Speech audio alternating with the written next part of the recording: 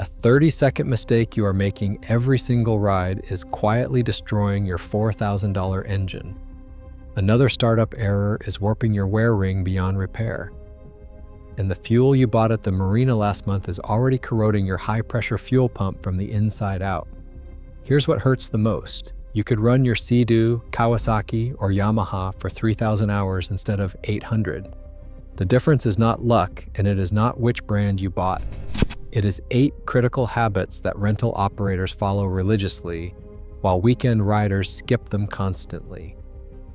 One rental fleet manager has 2,800 hours on his original Yamaha VX engines. Same power heads, 0 rebuilds. We are breaking down every single one, including the post-ride procedure that is corroding your exhaust system right now. Please like and subscribe if this video is helpful. Fuel stabilizer isn't just for winter storage, it's for every single tank. Modern ethanol blended fuel starts breaking down within 30 days, creating gum and varnish deposits that clog fuel injectors. Ethanol attracts water, and when water content reaches saturation, phase separation occurs.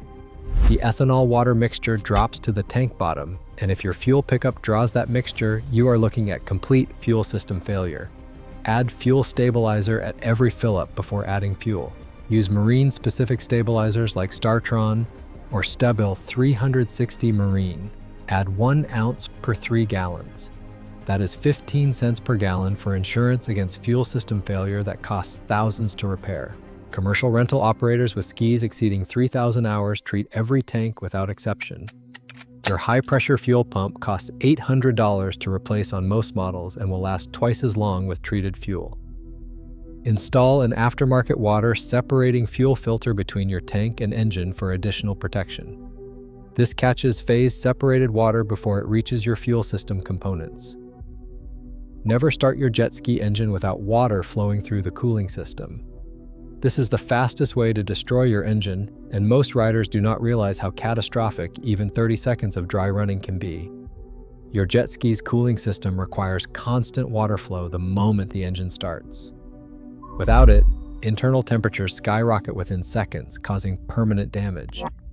The cooling system jacket surrounds your cylinder head and exhaust manifold. When you dry start, these components reach over 400 degrees in under a minute. This heat warps the cylinder head, cracks exhaust components, and destroys gaskets instantly. Your exhaust manifold can crack from thermal stress, leading to water intrusion into cylinders and complete engine seizure. Even worse, your carbon seal and driveline boot can melt from the extreme exhaust heat. These rubber components are not designed to handle dry running temperatures. Once melted, water floods your hull and destroys electrical systems. Commercial rental operators drill this into their staff because one dry start destroys engines. They use flush ports or run in water exclusively. Never test your starter on the trailer without water connected. For Sea-Doo, Yamaha, and Kawasaki models, always connect your flush hose to the designated port before starting. Ensure water is flowing before you turn the key. If using a flush adapter on the intake, verify strong water pressure. You should see immediate flow from the pisser or telltale indicator. One mistake costs $4,000 in engine repairs. Your hull drain plugs are critical safety components that most riders completely forget about until disaster strikes. Every jet ski has drain plugs in the rear hull, allowing water to drain when the ski is removed from the water. If you forget to install these plugs before launching, your ski can sink at the dock within minutes. But here is what most riders do not know. Even with plugs installed, you must check the bilge area for water accumulation after every ride. Water in the hull indicates serious problems such as carbon seal failure, exhaust leaks, or cracked hull components.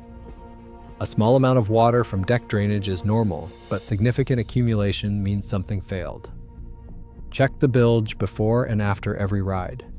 Remove the seat and look in the engine compartment. The hull should be dry or have only minimal moisture.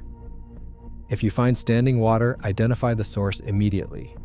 Failed carbon seals are the most common cause, allowing water to enter through the driveline.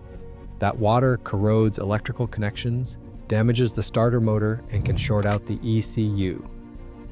Sea-Doo models particularly need bilge monitoring because their hull designs can trap water around electrical components. Yamaha and Kawasaki skis with rear storage compartments also collect water from improper hatch seals. Commercial operators check bilges daily and address any water intrusion immediately. They understand that water in the hull leads to electrical failures that can cost thousands in repairs. Always reinstall drain plugs after draining and develop a pre-ride checklist that includes plug verification. One forgotten plug can ruin your entire day, and it can even sink your ski. Cold engines and immediate full throttle create the perfect recipe for piston seizure and cylinder wall scoring. This is especially critical for supercharged Sea-Doo and Kawasaki models, where boost pressure compounds the damage from inadequate lubrication during cold starts. Start your engine and let it idle for 60 to 90 seconds minimum. This allows oil to circulate through all passages, then idle away from the dock at no-wake speeds for 2 to 3 minutes. Once clear, gradually increase throttle to half speed and run at 4,000 to 5,000 revolutions per minute for several minutes before going wide open throttle. This progressive warm-up allows all components to reach operating temperature gradually. Your pistons expand and oil reaches full protective viscosity. In cold weather, when water temps drop below 65 degrees, extend your warm-up time. Rental operators who enforce proper warm-up procedures run the same models for multiple seasons without engine work. Supercharged models need extra attention because hitting full throttle on a cold engine with immediate boost pressure can crack pistons in a single pull. Every jet ski has a wide open throttle. Revolutions per minute range specified by the manufacturer. For most models, that range is 7,500 to 8,000 revolutions per minute. Operating outside this range destroys engines quickly. Too low means you are lugging the engine, creating excessive heat. Too high means over-revving that accelerates bearing wear. The condition of your impeller and wear ring determines your wide-open throttle revolutions per minute. A worn impeller or damaged wear ring drops your revolutions per minute and kills performance. Check your wide-open throttle revolutions per minute under typical load conditions. Being 500 revolutions per minute below the range creates significant damage. Inspect your impeller and wear ring every 100 hours. Look for bent impeller blades and wear ring scoring. For Sea-Doo models, the plastic wear ring needs replacement every 300 to 400 hours depending on conditions. Yamaha and Kawasaki use stainless steel wear rings that last longer, but they still wear from sand ingestion. Commercial operators replace wear rings proactively and never run damaged impellers. A new impeller costs $300. A new wear ring costs $150. Ignoring these items and lugging your engine costs thousands in premature wear. If you own a supercharged Sea-Doo or Kawasaki, the Supercharger requires specific maintenance intervals that cannot be skipped. Sea-Doo Rotax supercharged engines require Supercharger service every 200 hours or 2 years. This involves replacing ceramic washers and checking bearing clearances. Skipping this service leads to catastrophic failure that sends metal debris through your intake system, destroying pistons and valves. Kawasaki Ultra models require Supercharger oil changes every 50 hours using specific Kawasaki oil. The internal components need inspection every 200 hours. Rental operators running supercharged models never skip service. They schedule rebuilds at 150 hours to stay ahead of problems. A $500 preventive service prevents $3,000 engine rebuilds when failed components grenade the powerhead. Listen for supercharger noise changes indicating bearing wear and catch problems early through scheduled maintenance. Improper post-ride care destroys more jet skis than hard use. After every ride, especially in saltwater, flush immediately. But flushing is not enough. After flushing for 15 minutes, disconnect the hose. Start the engine and let it run for 30 seconds. This purges water from the exhaust system and prevents corrosion. If storing for more than 1 week, fill your fuel tank to 7/8 full with treated fuel. A full tank prevents condensation. Remove the seat and open compartments to air out the hull.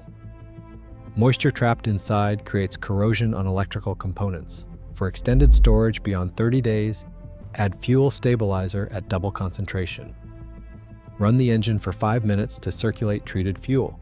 Change your engine oil before storage, not after. Old oil contains acids that corrode internal parts.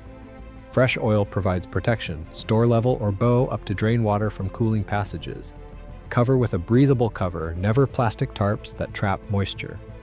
Your jet pump operates submerged in water, spinning at high speeds, ingesting sand and debris. The carbon seal prevents water from entering the hull through the driveline. When it fails, your engine compartment floods, causing electrical failures and even sinking. Signs of failure include water in the hull after riding or decreased performance. Replace the carbon seal every 400 hours or every 3 years. Do not wait for failure.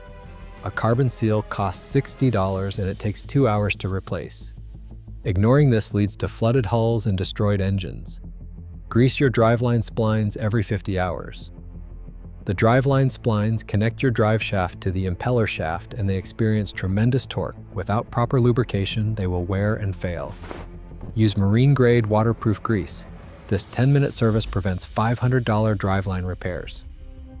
Tournament racers grease splines every 25 hours, and they replace carbon seals at 300 hours as a preventive measure. For today's riders, these 8 habits separate skis lasting 800 hours from those exceeding 3,000. Follow them religiously, and you'll spend decades on the water instead of decades at the repair shop.